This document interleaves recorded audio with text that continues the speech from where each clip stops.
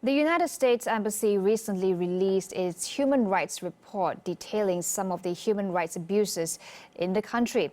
And this includes forced labor allegations, custodial deaths, discrimination, and corruption.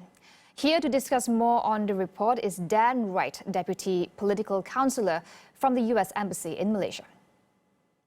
In that report, you'll see issues like death in custody. You'll see issues like media freedom, freedom of assembly, freedom of association, discrimination, including against those who identify themselves as LGBTIQ+. You see issues like corruption highlighted in the report, and again, freedom of association.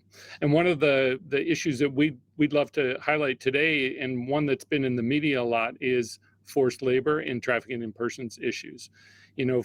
Forced labor is a priority for the United States government. It's been a priority for our president, for our secretary, and of course for our ambassador here, and thus for our embassy. And so we have worked very hard with the Malaysian government to work on forced labor and trafficking issues. We work together to address these issues, but then also work on some training for law enforcement officials here to ensure that they're able to identify forced labor conditions, trafficking conditions.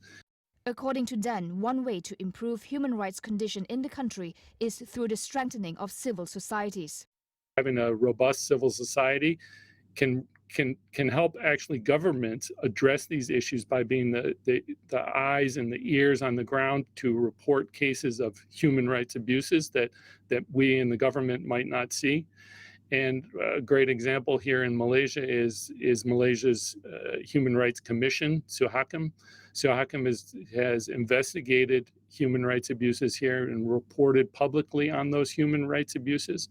And really, it's a key part for governments to work together with civil society, to not see civil society as their enemy, but as a partner in both identifying and then also addressing human rights abuses.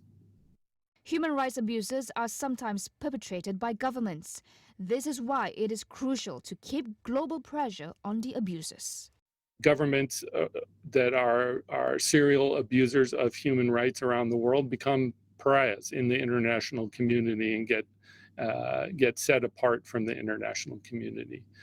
You have the UN Security Council imposing sanctions on some of those countries. You also have individual countries imposing sanctions. The United States has imposed sanctions along with other countries against Russia more recently because of their unjustified invasion and war against Ukraine.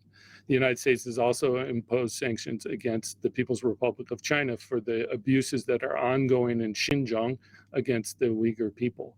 And these are some of the risks that governments face when they abuse the civil rights of the human rights of their citizens and their neighbors. In one great way that actually Malaysia is already doing a lot in this sphere is their recent election to the UN Human Rights Council. They joined the United States for the 2022 to 2024 term, and the Human Rights Council is a great place for countries to work together, right, to highlight abuses not just in their own countries, but around the world. And we look forward to partnering with Malaysia and working together on the Human Rights Council to advance human rights.